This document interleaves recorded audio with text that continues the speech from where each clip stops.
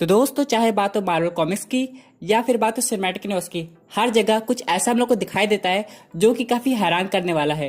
तो आज के इस वीडियो में हम लोग कुछ ऐसी बातें डिस्कस करेंगे जो कि काफी ज्यादा शॉकिंग थी, या आप उन्हें पहली बार सुने होंगे। तो दोस्तों, कंप्लीट वीडियो को स्टार्ट करने से पहले आप लोग कर दीजिए वीडियो को लाइक और कमेंट करके ये जरूर बताइए कि आपको रॉकेट अच्छा लगता है कि ग्रूट अच्छा लगता है। अगर दोनों अच्छा लगता है तो कमेंट कर दीजिए बोथ। साथ ही साथ जो लोग मेरे चैनल पर नए आए हैं, हमारे चैनल को सब्सक्राइब करके हमारी कॉमिक बुक टॉक्स फैमिली का हिस्सा बन जाइए। तो दोस्तों, सबसे पहले फैक्ट की हम लोग बात करें तो वो है वेनम से रिलेटेड। आपको पता है ये जो वेनम का कॉन्सेप्ट था ये किसी फैन के थ्रू आया था। असल में जो स्पाइडरमैन इशू 299 आई थी जिसमें वेनम का पहली बार अपीयरेंस हुआ था, तो यहाँ पे मार्वल ने एक कॉन्टेस्ट रखा था क्रिएटिविटी का। इसमें बहुत सारे फैंस मार्वल को लेटर लिखे थे। इसमें से एक फैन का एक आइडिया था कि क्या हो अगर स्पाइडरमैन को एक अलग सा कॉस्ट्यूम देखने को मिले, क्योंकि स्पाइडरमैन के ऊपर ऑटोमेटिकली आता हो और ये एक तरह का लिविंग कॉस्ट्यूम हो, और इसके अलावा अगर कोई और इस कॉस्ट्यूम को पहन लेता है तो उसके पास स्पाइडरमैन की पावर्स आ जाए। और इसी से दोस्तों वेनम का जन्म हुआ। जी हाँ दोस्तों, यहाँ पे जो वेनम की पावर है ये तभी रिप्लिकेट करती है जब किसी सुपर हीरो के पास आता है। अगर वेनम का सिम्बियोट पहले कैप्टन अमेरिका के पास आ जाता तो उसके पास सुपर सोल्जर सीरम जैसी पावर होती, यानी क्या है जैसे ही वो स्पाइडरमैन के ऊपर आया उसके पास स्पाइडरमैन वाली पावर आ गई। साथ ही साथ उसके होस्ट यानी कि एडी ब्रॉक के पास वैसी पावर आ गई। वैसे हम लोग वेनम मूवी की बात किया जाए तो वेनम मूवी में ऐसा कुछ दिखाया नहीं गया। हम लोग वेनम को कभी भी वेब शूट करते हुए देखे नहीं है। लेकिन अगर ऐसा होता कि पहले स्पाइडरमैन के ऊपर आता फिर एडी ब्रॉक के ऊपर आता, जैसा कि स्पाइडरमैन 3 मूवी में हम लोग को दिखाया गया था, तब बात कुछ और वहां पे बनती। चलिए दोस्तों, बात करते हैं अपने अगले फैक्ट की जो कि रिलेटेड है ग्रैंड मास्टर से और कलेक्टर से। क्या आप लोग जानते हैं कलेक्टर और ग्रैंड मास्टर सगे भाई है, लेकिन इन दोनों में एकदम नहीं बनती। यहाँ पे कॉमिक बुक में कई बार दिखाया गया कि ग्रैंड मास्टर और कलेक्टर के बीच में बैटल अरीना हुआ जहाँ पे ये लोग अपने सुपर हीरोज को फाइट करवाते थे। अब क्या मार्वल सिनेमैटिक यूनिवर्स में ऐसा दिखाया जाएगा कि नहीं, ये तो अभी तक कंफर्म नहीं है। लेकिन अगर कलेक्टर अभी भी जिंदा होगा तो एक कन्वर्सेशन दोनों में होनी चाहिए, क्योंकि हम लोग ने एवेंजर्स इन्फिनिटी वॉर में देखा था जब थैनोस रियलिटी स्टोन लेने गया था तो लग रहा था कि ऑलमोस्ट वो कलेक्टर को मार चुका है, लेकिन वही दूसरी ओर रियलिटी स्टोन का भी यूज करते हुए दिखाया गया। इसलिए अभी तक ये कंफर्म नहीं हो पाया कि कलेक्टर एक्चुअली में मर गया है कि नहीं। अगर ऐसा होता है तो हम लोग को आगे जाके, चाहे बात हो वॉल्यूम 3 की, चाहे बात हो थॉर लव एंड थंडर की, हम लोग को कलेक्टर और ग्रैंड मास्टर एक साथ देखने को जरूर मिलेंगे। चलिए दोस्तों, बात करते हैं अपने अगले ऑसम फैक्ट की जो कि रिलेटेड है म्योनिर से। म्योनिर थॉर का पहला हथियार है और साथ ही साथ इसके पास बहुत सारी पावर्स थी। लेकिन जब से स्टॉर्म ब्रेकर आए ऑडियंस म्योनिर को ऑलमोस्ट भूल चुकी थी। लेकिन फिर हम लोग एवेंजर्स एंड गेम में क्या देखते, थॉर फिर से म्योनिर को वापस ले आता है। उसके बाद हम लोग को लगा कि कैप्टन अमेरिका ने टाइम रोल करके म्योनिर को वापस रख दिया। लेकिन फिर क्या होता है, थॉर लव एंड थंडर पे जेन फॉस्टर के हाथ में हम लोग म्योनिर देखते हैं, यानी कि म्योनिर के साथ इतनी जल्दी छूटने नहीं वाला है।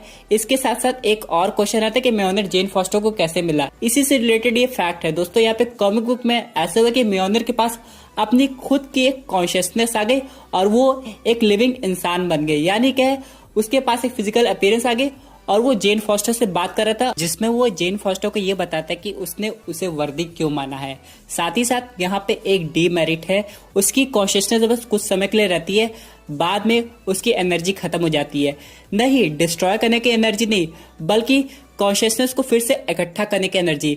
यानी कि 100 ईयर्स में एक बार ऐसा होता है म्योनिर के साथ जब उसकी कॉन्शियसनेस उसके साथ होती है और अपनी कॉन्शियसनेस को कंट्रोल करके एक फिजिकल फॉर्म ले लेता है। हो सकता है थॉर लव एंड थंडर में ऐसा कुछ हमें दिखाया जाए। अब बात चल रही है इस मूवी की, तो चलिए बात करते हैं एक और अपडेट की जो कि रिलेटेड है बेटा रे बिल से।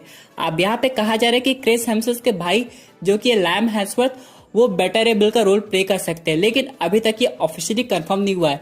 लेकिन अगर ऐसा हो जाएगा तो ऑडियंस को देखने में काफी ज्यादा मजा आएगा। लेकिन आप लोग जानते हैं पहले जब थॉर का ऑडिशन हो रहा था तो यहाँ पे टॉम हिडलसन भी आए थे जिन्हें बाद में लोकी का रोल मिल गया। यहाँ पे दोस्तों लोकी से रिलेटेड एक और अपडेट सामने है। यहाँ पे आप एक फोटो देख सकते हैं जिसमें लोकी भी है और हेला भी है, यानी कि लोकी और हेला के बीच पे एक फाइट होने वाली है। लेकिन ये सीन थॉर रैग्नारोक मूवी से हटा दी गया, पता नहीं क्यों।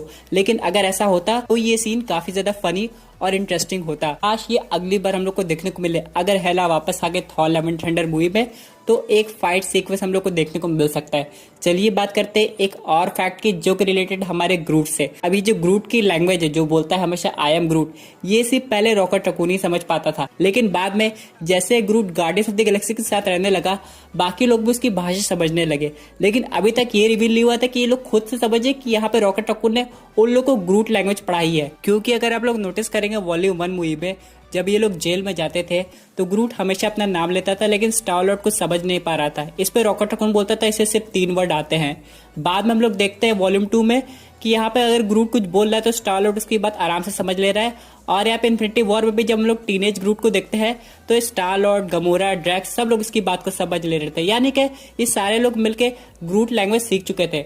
और थॉर तो ऑलरेडी ग्रूट लैंग्वेज जानता क्योंकि उसे ये ऑप्शनल सब्जेक्ट में पढ़ाया गया था। चलिए दोस्तों, बात करते हैं अपने अगले फैक्ट की, जो कि रिलेटेड है डॉक्टर स्ट्रेंज से। डॉक्टर स्ट्रेंज एक प्लेनेट से दूसरे प्लेनेट पे ट्रैवल कर सकते हैं with the speed of thought. जी हाँ दोस्तों, जितना समय हम लोग को सोचने में लगता है उतनी देर में डॉक्टर स्ट्रेंज दूसरे प्लेनेट पे पहुंच जाएंगे।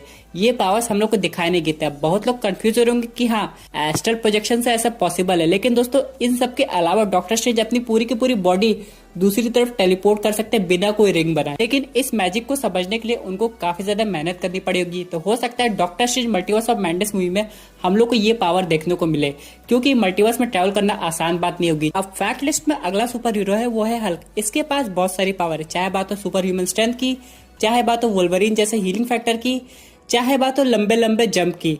इन सब के अलावा एक और पावर्स है जो कि बाकी सुपर हीरोज के पास नहीं है, सिर्फ हल्क के पास आती है, वो है अंडर वाटर ब्रीदिंग। जी हाँ दोस्तों, हल्क के पास एक यूनिक पावर ये भी है कि वो पानी के अंदर सांस ले सकता है तब तक जब तक वो हल्क के फॉर्म में। जैसे वो ब्रूस बैनर बन जाएगा वो ऐसा कर नहीं पाएगा। ये देखने में तब मजा आएगा जब हम लोग को हल्क वर्सेस नेमर की एक फाइट देखने को मिले, क्योंकि आप लोग जानते हैं कि नेमर मार्वल सिनेमैटिक यूनिवर्स में आने वाला है। और अगर आगे जाके कभी ऐसे सिनेरियो क्रिएट हुए जहाँ पे हल्क को नेमर से फाइट करना हो तो ऑडियंस को देखने में काफी ज्यादा अच्छा लग सकता है। फॉर एग्जाम्पल, मान लीजिए यहाँ पे ब्रूस बैनर आया वाकांडा में शूरी के साथ कुछ लैब एक्सपेरिमेंट करने। यहाँ पे वो सब कुछ कर ही रहा होता है, तब तक नेमर आके वहां पे अटैक कर देता है। फिर नेमर को रोकने के लिए ब्रूस बैनर को हल्क बनना पड़ता है। बाद में नेमर हल्क को कंट्रोल करने के लिए पानी के अंदर ले जाता है। उसको लगता है कि हल्क पानी में कमजोर पड़ जाएगा, लेकिन हल्क पानी के अंदर सांस ले सकता है, इसलिए वो नेमर से अच्छा खासा फाइट कर लेता है। अगर अगले फैक्ट की मैं बात करूँ तो ये काफी ज्यादा इंटरेस्टिंग है, क्योंकि ये रिलेटेड है ब्लैक विडो से। कहा जाता है कि ब्लैक विडो उतनी ओल्ड है जितने की कैप्टन अमेरिका है, यानी कि ब्लैक विडो के ऊपर भी सुपर ह्यूमन सोल्जर का एक्सपेरिमेंट हुआ था। इन सब के बाद ब्लैक विडो इतनी यंग दिखती है।